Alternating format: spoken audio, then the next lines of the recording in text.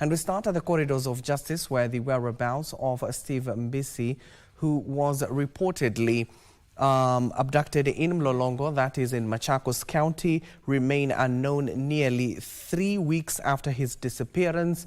Remain unknown, and of course his sister testified before Justice Bahati Mwamuye and stated that who is presiding over the case involving the alleged abduction of several young Kenyans. At the same time, Justice Mwamuye issued a final warning to Inspector General of Police Douglas Kanja, ordering his appearance in court on January 27th to provide clarity on the case. This warning follows the IG's failure to attend the court summons for the second time, with his lawyer citing a security meeting as the reason for his absence. On alleged abductions continued, but for the second time in a row, Inspector General of Police Douglas Kanja, who was expected to appear in person to explain the circumstances surrounding the disappearances, failed to show up. My apologies, I saw you somewhere. This prompted Justice Bahati Mwamuye to issue a stern warning. Ordinarily, when I issue my orders and they are not complied with, it's a very straightforward, very simple way. The only 3 things I do. However, Kanja's lawyer Paul Nyamodi told the court that the IG was attending to an urgent security matter and could not attend. Why isn't the IG here to say that? My lord, the IG is not here this morning, and the DCI is also not here this morning. The petitioners, however, argued that the IG was in contempt of court and demanded action. These were supported by interested parties in the case, including lawyers Martha Karua, Kalonzo Musyoka, and Eugene Wamalwa. There are only 3 ways of handling an order of the court.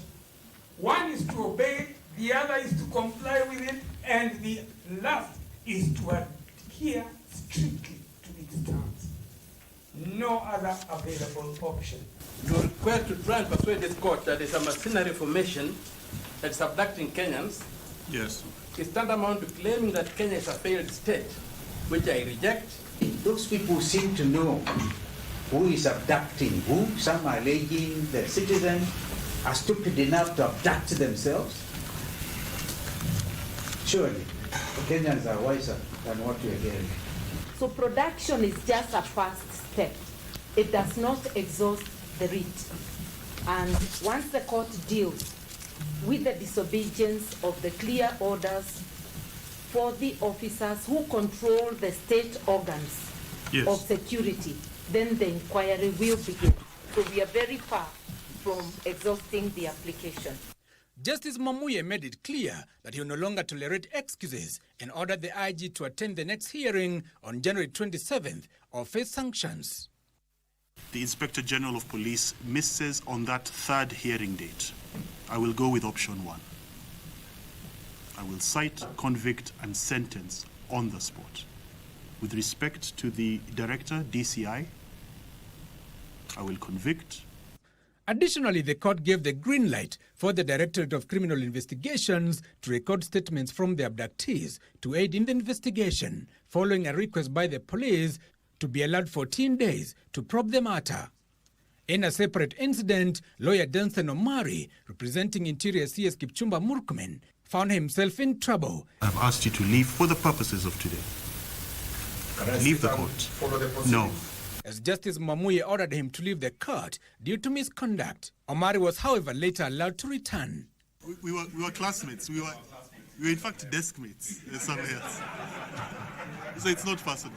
Meanwhile, the family of Steve Mbisi, who was abducted on December 17th last year, told the judge that they still don't know his whereabouts. He's still missing. We've reported to so many police stations, and we are hoping and we pray that we'll know where he's being kept. We are missing a leader. It's called Yusuf Hussein. Kuanzia 30th September up to now, we don't have any information kutoka serikali. Atuachilie our leader Yusuf Hussein Ahmed, MCA, Wajir County, Anole, Delaware. Elsewhere, Deputy President Professor Kithure Kindiki has urged Kenyans to register more under the Taifa Care and include their dependents. The DP, who toured Kenyatta National Hospital, said the government has listened to the public and is working towards addressing the bottlenecks in the implementation of Taifa Care. The DP also disclosed that the East Africa Kidney Institute stationed at the Kenyatta National Hospital is almost complete and will be commissioned in the next few weeks. Deputy President Professor Kithure Kindiki spent the better part of Wednesday at the Kenyatta National Hospital assessing the impact of Taifa Care on patients and health workers.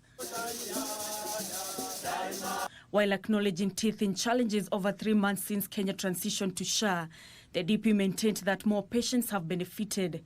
Taifa Care offers a better package, especially for post-transplant treatment cases.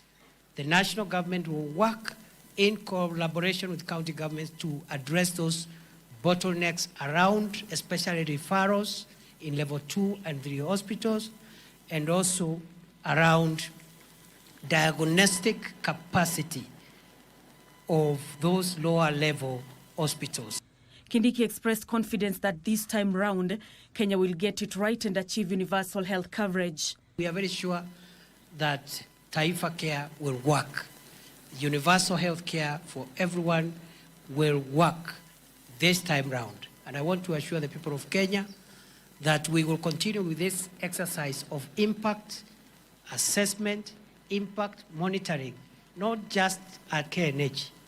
We may have started at KNH today, but we are going to other points of service delivery, level 4 hospitals, level 3 hospitals, level 2 hospitals.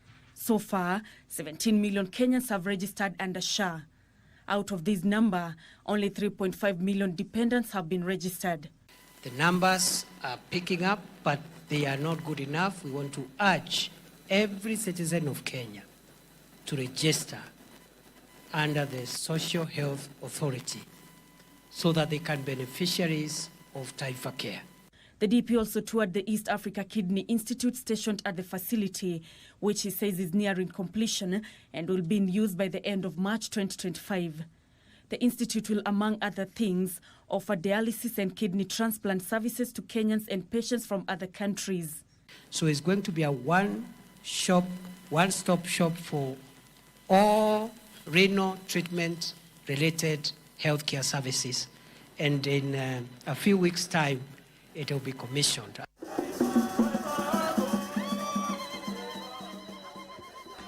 To education matters now, a section of parents of learners at St. Anne's Girls School in Makadara, Nairobi County are now demanding the immediate resignation of the school's head teacher after several students were left stranded outside the school's gate Tuesday night.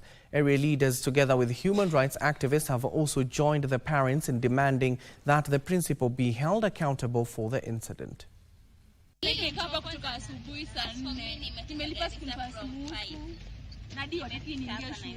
A day after this video circulated on social media allegedly capturing stranded students camping outside St. Anne's Girls Secondary School, a section of parents are now placing the blame on the school's principal, Veronica Muli. Madam angeadmit watoto because it was late, therefore kesho communicate to wazazi ya kwamba wenye wamesend watoto na bado wako na arrears, they should plan on how to pick their children, their students tomorrow. The parents claim the school principal disregarded the Ministry of Education's directive to the principals not to send students home over school fees arrears. Sisi kama wazazi tunaweza lipa nusu kama installments hivi mara 2 au mara 3 kwa term. But sasa kama tumelipa pesa kidogo, hata ukilipa 20,000, mtoto haruhusiwi kuingia kwenye darasa, hata gate yenyewe huwezi funguliwa. Our efforts to reach out to the principal, who is also accused by the parents of high-handedness, were fruitless as she declined to address the media. Huyu principal wa St. Anne's ametudhulumu karibu miaka 4. Na tumeenda kwa hii kitu hii si mara ya kwanza, imefanyika mara kadha wa kadha. Sometimes you have an issue, maybe you want to discuss academic progress ya mtoto yako.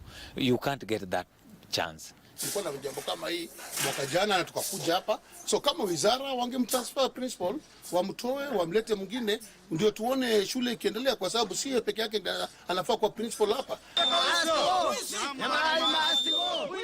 Meanwhile, parents stormed Amariba Mixed Secondary School in Kisii Central Sub-County, demanding for an overhaul of the school's management.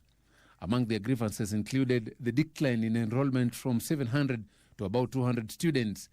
They also accused the school's principal, Enoch Nyamari, of ignoring their concerns. Mtoto akikuja, mwalimu anafukuza watoto mpaka hata watoto wameisha shule. Ndio tunauliza, hata ukiwa manager mahali fulani, umesimamia watu 200 na umefuta hao wote, utakuwa manager gani? Utasimamia nani? Sasa watoto wameteseka njaa, wameteseka kabisa, hata saa hii wachakula kitu, hakuna chakula kwa sito hata kidogo.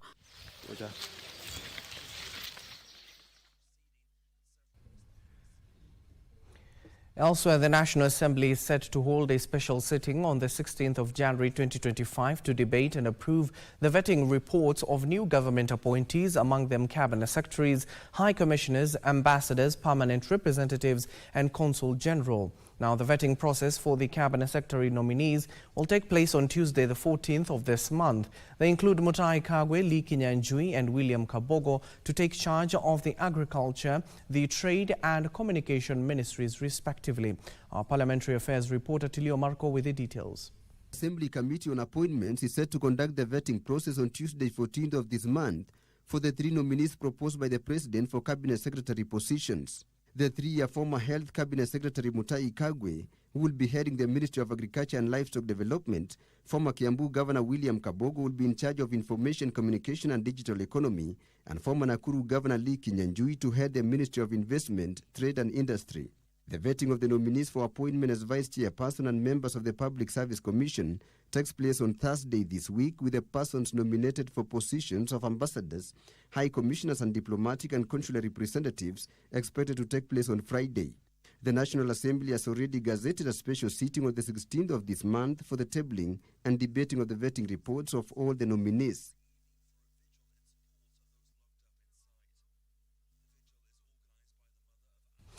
And now let's take a look at what is happening in the world of business, where 2 water projects worth billions of shillings are under construction in the North Rift region and will support the irrigation as well as sanitation when completed.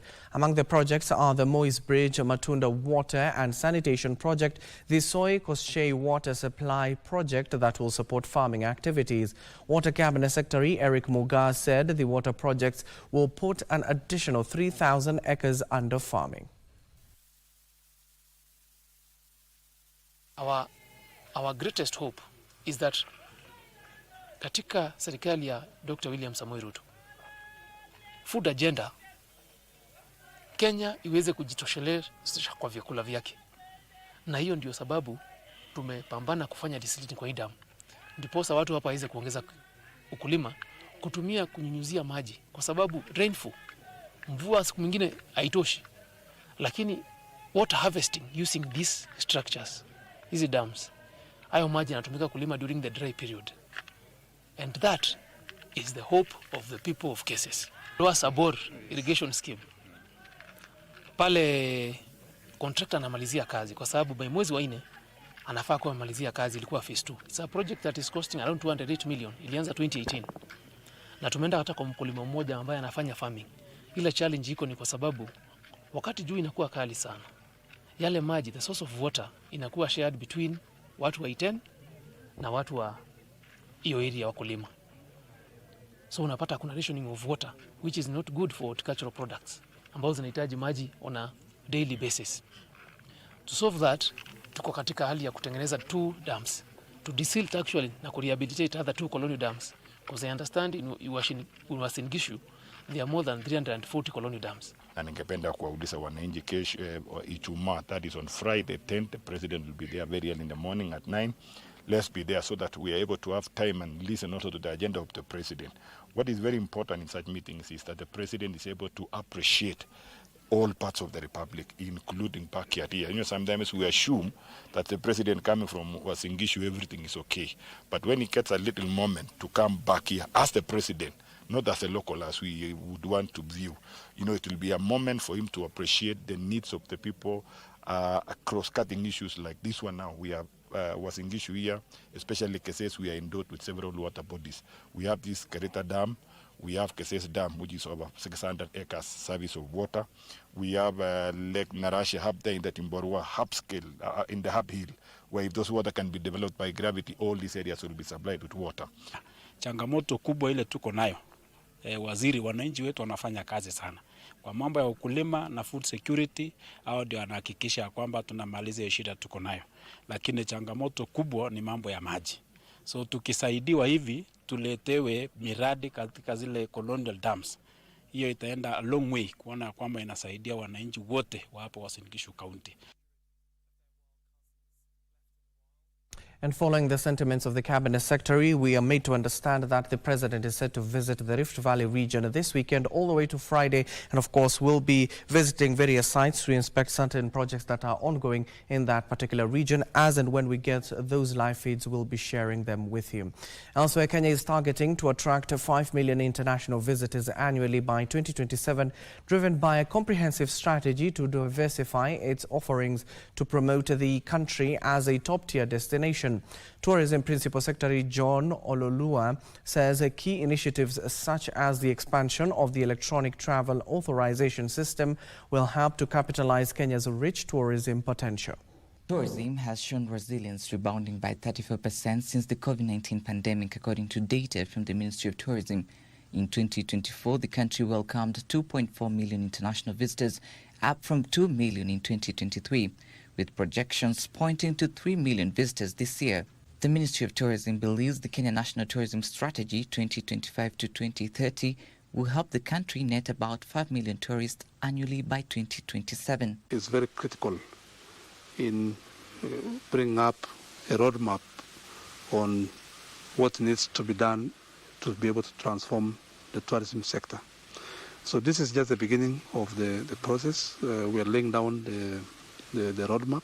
This will include the expansion of the electronic travel authorization system to all African countries. This growth is not just the normal products that we have. Of course, we have the beach and wildlife, but we are also now focusing on MICE tourism. We want to see how we can be able to grow that. We're also focusing on cultural tourism.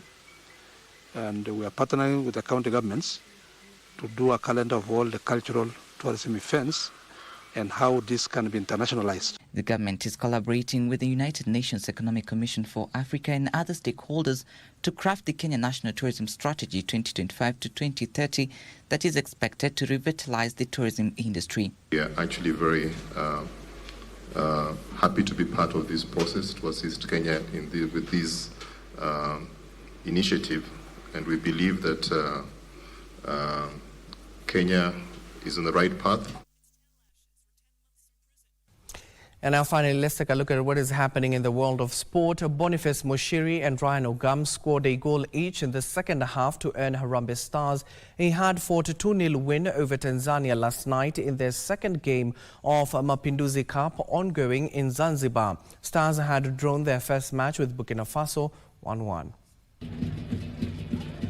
After a goalless first half, Boniface Moshiri put Stars ahead in the 55th minute, and the win was secured 3 minutes from the final whistle when Ogam netted the second goal. It was Stars' first victory of the tournament, having drawn with Burkina Faso in their opening game, and moves them on equal 4 points with the leaders Burkina Faso.